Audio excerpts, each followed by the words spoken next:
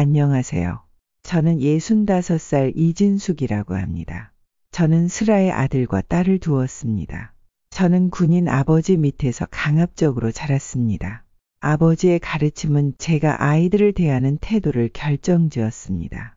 아버지는 어린 저에게 책임감 있고 진지한 태도를 강요하셨습니다. 공부도 성적이 좋아야 했습니다. 지금 와서 돌아보면 공부에 재능이 없었던 것 같은데 아버지 강요의 책상 앞에는 오랜 시간 동안 앉아 있었던 것 같습니다.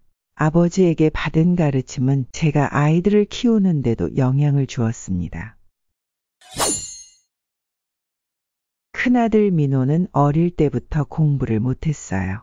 사회성도 떨어져 사람들과 어울리는 것도 서툴렀습니다. 반면 둘째 민지는 뭐든 잘했습니다. 공부는 물론 친구들에게도 인기가 많았습니다. 민호야, 넌 오빠가 돼서 왜 동생보다 못하니? 이 말을 얼마나 자주 했는지 모르겠어요. 첫째가 잘 됐으면 하는 마음이 컸는데 그렇지 못한 민호를 볼 때마다 마음이 너무 아팠습니다. 모르겠어요. 이유를 모르겠어? 동생보다 못났으니까 그렇지. 제가 이렇게 말하면 아이가 독하게 고치려고 노력할 줄 알았어요. 하지만 민호는 조용히 입을 닫았습니다. 그러고는 고개를 숙이고 자기 방으로 들어가 버렸습니다.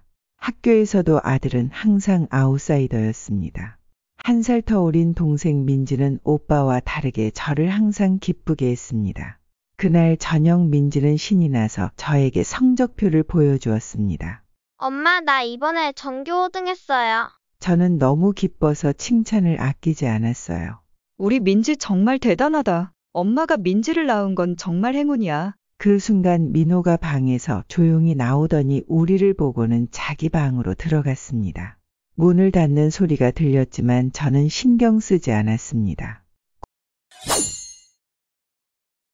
국민학교 5학년 때 첫째 아들 민호는 과학 실험에 푹 빠져 있었습니다. 학교에서 배운 실험을 집에서도 따라 해보는 것이 유일한 취미였습니다. 아들은 저 모르게 집에서 실험을 하다가 들키고는 했습니다. 그날도 집에서 실험을 하고 있던 아들을 보고 저는 한숨이 절로 나왔습니다. 또 한심한 거 하고 있는 거야? 재미있어서 실험해봤어요. 넌 커서 뭐가 되려고 그러니? 공부는 안 하고 맨날 쓸데없는 실험이나 하고. 아들은 아무 말도 하지 않았습니다. 조용히 실험 도구를 치우고 방으로 들어가 버렸습니다. 저는 아이에게 심하게 얘기한 건 아닌가 하는 생각이 들었지만 아이를 교육하기 위해서는 강압적일 필요가 있다고 생각했습니다. 그날 이후 민호는 예전처럼 집에서 실험을 하지 않았고 거실에 나오는 일도 거의 없었습니다. 비 오는 어느 날 국민학교 6학년이 된 민호가 축 처진 어깨로 집에 돌아왔습니다. 손에는 구겨진 시험지가 들려 있었습니다. 문 앞에 서서 한숨을 쉬던 민호는 문을 열기 전에 시험지를 가방 안 깊숙이 찔러 넣었습니다. 거실에서 TV를 보던 저는 민호를 보고 물었습니다. 시험 봤다며? 몇 점 받았어? 민호를 쳐다보는 저희 눈빛은 매서웠습니다. 민호는 주저하며 가방에서 시험지를 꺼내 보여주었습니다. 시험지에는 빨간색으로 58이라는 숫자가 선명하게 적혀 있었습니다. 58점? 이 점수가 네가 할 수 있는 최선이야. 엄마, 나 이번에 진짜 열심히 했어요. 그런데 문제가 너무 어려워서. 어려웠다고. 1등은 몇 점인데? 99점이요. 똑같은 문제를 풀었는데 99점 맞은 애도 있잖아. 그 애는 똑똑하고 넌 멍청한 거지. 너가 왜 멍청해진 줄 알아? 하루 종일 겜보이나 하고 있으니 그렇지. 이따위로 공부할 거면 학교 가지 마. 민호의 눈가가 붉어지는 걸 봤지만 저는 이미 내뱉은 말을 주워 담을 수 없었습니다. 울지 마. 사내 녀석이 울긴 왜 울어? 엄마가 틀린 말 했어? 네 친구들은 공부해서 부모님 기쁘게 해드리는데 넌 매번 실망만 시키잖아. 민호는 울기만 할 뿐 아무 말도 하지 않고 방으로 들어가 버렸습니다. 그렇게 아들과 서먹서먹한 시간을 보내던 어느 날 오후였습니다. 집안일을 하다가 전화가 울려 받아보니 아들의 담임 선생님이었습니다. 순간 가슴이 철렁했습니다. 설마 무슨 사고라도 친 건가 싶어서 조심스럽게 물었습니다. 선생님 무슨 일이세요? 어머니 민호가 요즘 학교에서 너무 말을 안 해요. 친구들이 말을 걸어도 반응이 없고 수업 시간에도 가만히 있기만 해요. 혹시 가정에서 무슨 일이 있었나요?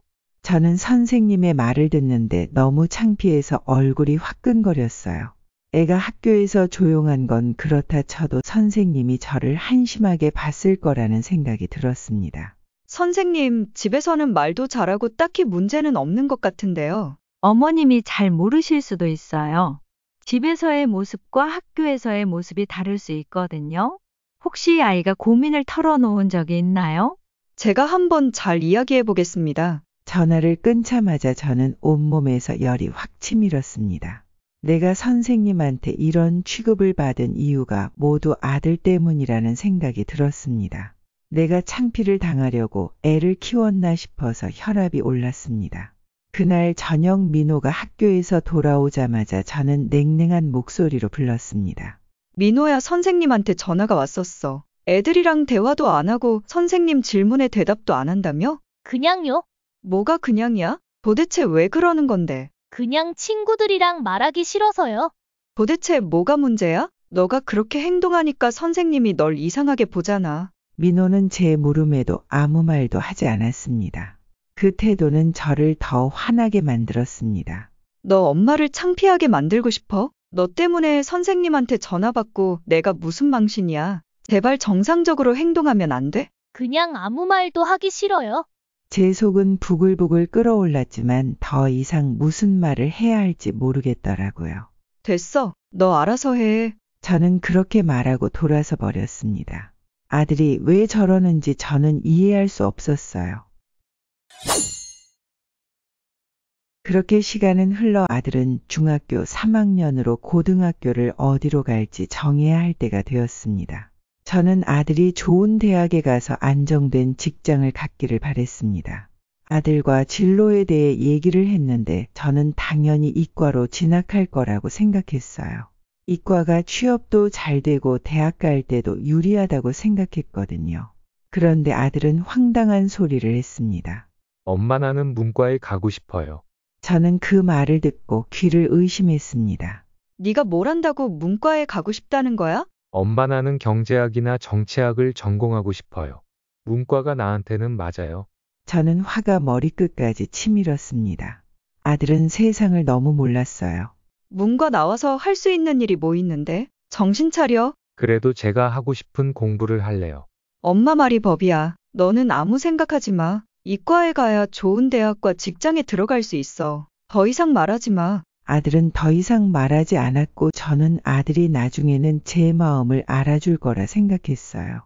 그렇게 아들은 이과로 진학했습니다. 하지만 제 예상과 달리 아들은 이과 과목을 따라가지 못했고 성적은 점점 떨어졌습니다. 결국 수능 성적이 안 좋게 나왔고 아들은 제 마음에 한참 못 미치는 대학에 진학했습니다. 아들이 어느 대학에 갔냐는 질문을 받을 때마다 너무 창피했습니다. 주변 엄마들은 자기 자식 자랑을 하며 스카이에 갔다느니 의대에 갔다느니 하는 말을 들을 때마다 속이 부글부글 끓었습니다. 지인들에게 아들 질문을 받을 때마다 저는 치욕스러웠습니다. 너는 어떻게 제대로 하는 게 하나도 없니? 아무리 말해도 반응이 없는 아들을 보고 저는 더 화가 나서 쏘아붙였습니다. 엄마가 그렇게 밀어줬으면 좋은 성과를 내야지. 넌 왜 항상 이 모양이야? 아들은 고개를 떨군 채 아무 말도 하지 않았어요. 저는 답답해서 미칠 지경이었습니다. 이 아이는 도대체 왜 이 모양일까요? 제가 다 깔아준 길을 걷기만 하면 되는데 왜 이리 엉망진창일까요? 그날 밤 아들은 저녁도 먹지 않고 방에 틀어박혀 나오지 않았습니다. 그 다음 해에 딸의 입시가 시작되었습니다. 딸은 공부도 잘하고 그림도 잘 그렸습니다. 딸은 그림 그리는 것을 좋아했어요. 취미로 그림을 그리는 것은 괜찮지만 전공하기를 바라지 않았습니다. 저는 미술로 성공하기 얼마나 어려운지 알고 있었습니다. 그래서 저는 우리 딸이 법을 공부하기를 바랬습니다. 법조계에서 일하면 안정적인 직장을 얻을 수 있고 돈 걱정 없이 살 수 있으리라 생각했습니다. 엄마 저 미대에 가고 싶어요. 뭐? 지금 장난하는 거야? 넌 법대에 가야 해. 저는 제가 좋아하는 미술을 전공하고 싶어요. 넌 아직 어려서 세상을 몰라. 엄마 말대로 해. 그날 저를 노려보는 딸의 눈빛을 저는 아직도 잊지 못합니다. 딸은 저희 말대로 법대에 입학했지만 저 몰래 미술 공모전에 참가해 상을 받았습니다.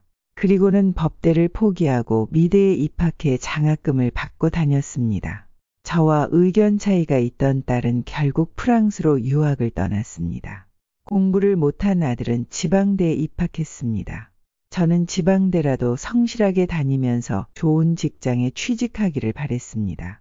학교 근처에서 하숙을 하며 지내던 아들은 명절에도 집에 오지 않았습니다. 제가 전화를 하면 매번 바쁘다고만 했습니다. 아들은 매번 과제가 많다거나 친구들과 약속이 있다며 얼굴 한 번 보이지 않았습니다. 대학교를 다니던 아들은 친구들처럼 2학년 때 군대에 갔습니다. 군대 갔다 오면 정신 차릴 줄 알았던 아들은 돌아왔지만 달라진 건 없었습니다. 그러던 어느 날 아들은 청천벽력 같은 소식을 전했습니다. 엄마 나 할 말이 있어요. 뭔데? 여자친구가 임신을 했어요. 순간 숨이 막혔어요. 세상이 무너지는 기분이었습니다. 정말 한심하다. 한심해. 너 스스로 인생을 망치는구나. 엄마 미안해. 하지만 나 아이를 책임질 거예요. 저는 웃음이 나왔어요. 책임? 아들은 대체 뭘로 책임을 진다는 걸까요? 대학 졸업도 못한 주제에 돈도 없으면서 결혼을 어떻게 한다는 건지. 네가 책임이 뭔지 알기나 해? 네가 애를 키울 능력이나 있어. 그래서 말인데 학교는 휴학하고 돈을 벌려고 해요. 너 미쳤니? 대학교 졸업장도 없는 애를 누가 뽑는다고 학교를 휴학한다는 거야. 어쩔 수 없어요. 당장 돈이 필요하니까요. 저는 그 순간 확신했어요. 아들은 제 인생에 아무 도움이 안 된다는 거요. 다른 집 아들들은 부모를 자랑스럽게 해주는데 이 녀석은 저를 끝없는 절망 속으로 밀어넣기만 했습니다. 결국 아들은 27살에 결혼을 했습니다. 대학교는 졸업하지도 못했고 일을 구했습니다. 저는 창피해서 친척들에게 말도 못했습니다. 너는 어떻게 제대로 하는 게 하나도 없니? 라는 제 말은 그대로 현실이 되었습니다. 돈도 없었고 준비도 안 되어 있으면서 무슨 자신감으로 아이까지 낳겠다고 하는 건지 이해할 수 없었습니다. 저는 결혼을 반대했지만 아들은 제 말을 듣지 않았어요. 결국 그 책임은 제가 져야 했습니다. 생활고에 시달리던 아들은 맞벌이를 시작했습니다. 애를 맡길 곳이 없다는 이유로 우리 집으로 들어와 살겠다고 했을 때 저는 말도 안 된다고 생각했어요. 하지만 결국 아들은 짐을 싸서 들어왔고 저는 원하지 않는 삶을 강요당했습니다. 처음에는 단기간만 도와달라고 했지만 그 기간은 점점 늘어 3년이 지나고 있었습니다. 며느리와 아들은 회사 일이 바쁘다며 늦게 들어왔고 온종일 아이를 돌보는 건 저였습니다. 저의 분노는 하루하루 쌓여만 갔습니다. 손주는 아들을 닮았는지 말을 듣지 않았고 하루 종일 말썽만 부렸습니다. 이놈의 손자는 장난감을 집어던지고 밥을 주면 엎질러 놓고 내가 잠깐 한눈을 팔면 벽에 낙서를 해놓았습니다. 야, 좀 가만히 있어. 아이를 혼내도 소용이 없었습니다. 도대체 누구를 닮아서 이렇게 말썽을 부리는지 괴로웠습니다. 나는 너희의 부모가 아니야. 그러니 맞벌이 그만두고 애나 키워라. 어머니, 제가 왜 일을 그만둬야죠? 저는 제 인생과 돈이 필요해요. 너 지금 나한테 대드는 거니? 대드는 게 아니라 제 입장을 말하는 거예요. 어머니는 제 생각은 전혀 안 하시잖아요. 애를 책임 못 질 거면 낳지 말았어야지. 난 처음부터 너 마음에 안 들었어. 내 아들은 너 아니었으면 더 좋은 여자 만났을 거야. 무슨 말씀을 그렇게 하세요? 아이 핑계대지 마시고 차라리 나가라고 하세요. 그래, 나가. 능력도 없는 것들이 왜 애를 낳아서 나를 괴롭혀? 아들은 눈치만 볼 뿐 한마디도 하지 않았습니다. 그 모습이 저를 더 화나게 했습니다. 어떻게 저렇게 무능력할 수 있을까요? 며느리는 울면서 방으로 들어갔고 아들은 저를 보며 한숨만 내쉬었습니다. 엄마 제발 좀. 너 같은 애가 태어나서 내 인생을 망쳤어. 그날 이후 집안은 전쟁터가 되었습니다. 며느리와 싸움은 계속 반복되었고 하루하루 미칠 노릇이었습니다. 지옥 같은 시간을 보내던 어느 날 아들은 작은 원룸을 얻어 집을 나갔습니다. 저는 얘들을 보지 않아도 된다고 생각하니 속이 다 시원했습니다. 드디어 조용한 내 삶을 되찾았습니다. 그렇게 헤어진 아들 가족과는 연락 한 번 하지 않았습니다. 손주가 중학생이 되던 해 아들이 불쑥 연락을 해왔습니다. 엄마, 나 다시 집에 들어가도 돼? 무슨 소리야? 아내가 다른 남자를 만나 집을 나가서 이혼했어. 저는 기가 막혀서 말문이 막혔습니다. 처음부터 며느리가 마음에 들지 않았지만 이렇게까지 무책임할 줄은 몰랐습니다. 내 이럴 줄 알았다. 그러니까 제대로 된 여자를 골랐어야지. 그래서 말인데 아이를 당분간만 봐줄 수 있을까? 아이 아빠는 너잖아. 네가 책임을 져야지. 그러자 아들의 얼굴이 일그러지더니 갑자기 소리쳤습니다. 이게 다 엄마 때문이야. 뭐라는 거야? 아들은 눈물을 머금은 채 울분을 토했습니다. 내가 왜 이렇게 무기력한지 알아? 왜 사회생활도 제대로 못하고 사람들한테 기죽어 사는지 아냐고. 전부 엄마 때문이야. 어릴 때부터 엄마 눈치 보며 자라서 뭐래도 혼났고 부족하다는 얘기를 들었어. 난 엄마 앞에서 항상 위축돼 있었어. 네가 이렇게 살고 있는 게 나 때문이라는 거야. 당연하지. 나는 엄마한테 인정받고 싶어서 숨도 제대로 못 쉬며 살았어. 성인이 되었지만 그 굴레를 벗어나지 못하고 공황장애까지 앓게 됐다고. 저는 그날 아들이 그런 병을 앓고 있다는 걸 처음 알게 되었습니다. 내 아들이 공황장애를 앓고 있다는 사실은 저에게 충격이었습니다. 다시는 엄마 보고 싶지 않아. 죽어서도 연락하지 마세요. 너 같은 아들은 낳지 말았어야 했어. 저는 아들의 말과 태도에 분노했습니다. 나 떠나 살면 잘 될 것 같아? 너 같은 놈은 엄마 없으면 아무것도 못해. 그렇게 민호는 집을 나갔고 그 후로 연락 한 통 없었습니다. 처음에는 배은망덕한 놈이라고 생각하고 화가 났어요. 저는 평생을 아들을 위해 살았다고 믿었지만 아들은 그렇게 생각하지 않았습니다. 자식 농사는 정말 제 뜻대로 되지 않는 것 같습니다. 아들과의 대화는 단절되었고 저는 혼자만의 시간을 보내고 있습니다. 끝까지 들어주셔서 감사합니다.